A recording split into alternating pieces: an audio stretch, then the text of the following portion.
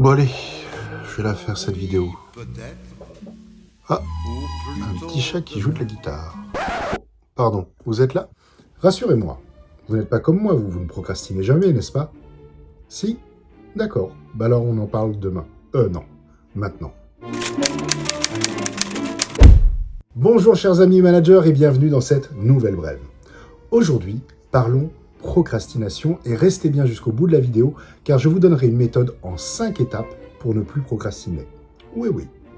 Alors, la procrastination, vous le savez, c'est cette fameuse tendance que nous avons parfois de remettre au lendemain, voire au surlendemain, ce que l'on peut faire le jour même. Et nous pouvons même être très forts pour nous justifier avec des phrases bizarres, un peu comme non, mais moi, vous savez, je travaille beaucoup mieux sous pression. Alors revoyons la scène au ralenti, avec en sous-titre ce qui se passe vraiment dans notre tête. Quel idiot, à chaque fois je me fais avoir. Je le savais hier que si je mettais un nouvel épisode, je risquais de regarder toute la saison. Bon, après, il faut dire qu'elle a été énorme cette saison. Ouais, mais bon, 5 saisons d'une semaine, ça fait peut-être un peu beaucoup. Pourquoi je fais ça, moi? Très bonne question, et je vous remercie de l'avoir posée. La procrastination, c'est simplement la conséquence de biais décisionnels, c'est-à-dire des pièges que peut nous tendre notre cerveau, une sorte de bug dans le système, vous voyez.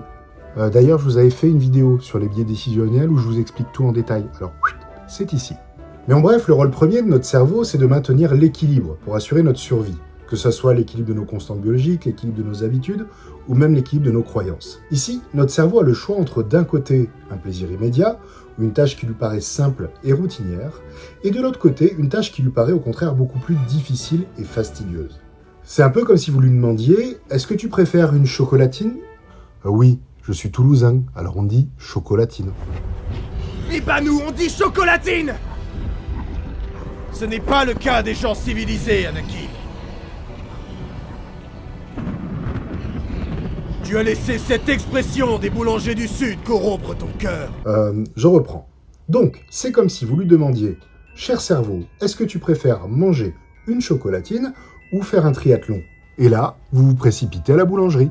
Donc, résultat des courses, nous allons retarder le plus possible le démarrage de la tâche importante à réaliser jusqu'au moment où la culpabilité et l'anxiété deviennent supérieures à l'aversion que nous avions de passer à l'action.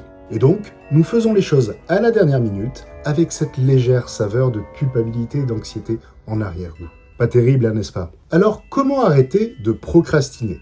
Pour cela, il suffit d'associer du plaisir à la tâche que nous devons accomplir. Ouais, j'en vois quelques-uns qui paraissent sceptiques, mais vous allez voir, c'est beaucoup plus simple qu'il n'y paraît. Je vous propose pour cela une méthode en 5 étapes. Première étape, identifiez la peur qui se cache derrière votre réticence à passer à l'action. Alors cela peut être la peur de l'inconnu, la peur de l'imperfection, peur d'être jugé ou de faire des erreurs. Cela peut être aussi la peur du changement, la peur des responsabilités, peut-être même la peur du succès et de ses conséquences. Et oui, des fois le succès peut avoir des conséquences qui nous font peur, comme devoir maintenir un niveau d'effort élevé, être rejeté ou critiqué par notre entourage, etc. Donc idéalement, cherchez à identifier la peur qui se cache derrière cette procrastination. Notre peur la plus profonde n'est pas d'être inapte.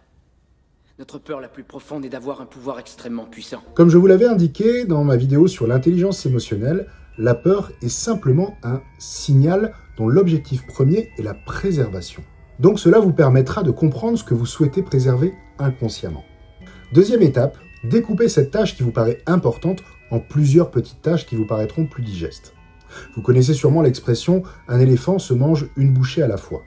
Donc découpez vos grands objectifs en micro-objectifs. Troisième étape, bloquez les temps spécifiques pour ces petites tâches dans votre agenda. L'idéal étant de bloquer les premiers créneaux du matin pour commencer votre journée par ce qui est vraiment le plus important pour vous. Cela vous donnera la sensation dès les premières heures de votre journée d'avoir été productif et pas seulement occupé. Quatrième étape, commencez. Oui, j'insiste, commencez à le faire. C'est sûrement l'étape la plus cruciale. En effet, le plus dur est de démarrer. Mais une fois que vous avez démarré, vous serez souvent surpris de constater que vous continuerez au-delà du créneau horaire que vous aviez prévu. Car, une fois qu'on est lancé, on est lancé. Cinquième étape, célébrer. Et pour fêter ça, je propose que nous allions tous fêter ça! Alors tous à l'hippopotamoute! Alors attendez, je ne vous demande pas de faire des folies, n'est-ce pas? Mais par exemple, déjà, vous pouvez commencer par rayer ce que vous avez effectué sur votre to-do list ou dans votre agenda. Cela va générer dans votre cerveau un pic de dopamine ainsi que d'autres neurotransmetteurs impliqués dans ce que l'on appelle le circuit de la récompense. Cette stimulation va donc générer chez vous du plaisir et de plus en plus de motivation face à ces petites victoires. Et donc votre cerveau vous en demandera d'autres, encore plus, et par conséquent générera progressivement de plus en plus d'automotivation. Et là, au revoir la procrastination.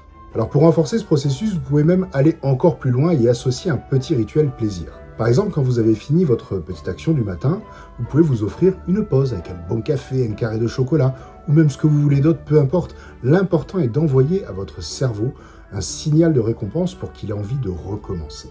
Voilà les amis, vous l'aurez bien compris, le moyen le plus efficace pour lutter contre les plaisirs inutiles qui vous éloignent de vos objectifs, c'est de les remplacer par des plaisirs utiles qui vous en rapprochent au contraire, et vous verrez que votre cerveau sera emballé par cette démarche. Et si vous connaissez des adeptes de la procrastination, envoyez-leur cette vidéo. Je vous dis donc à la semaine prochaine, et si vous souhaitez même que j'aborde certaines vidéos qui vous seraient utiles, dites-le moi en commentaire. Et d'ici là, je vous remercie encore une fois de faire partie de ces personnes qui font en sorte que le bonheur au travail soit le plus grand levier de la performance. À bientôt. Et n'oubliez pas, si vous voulez booster votre leadership, vous pouvez télécharger gratuitement mon e-book sur mon site internet. Le lien est dans le descriptif de la vidéo. Et pour vous abonner, vous cliquez à gauche. Et pour voir une autre vidéo, vous cliquez à droite. Allez, à bientôt.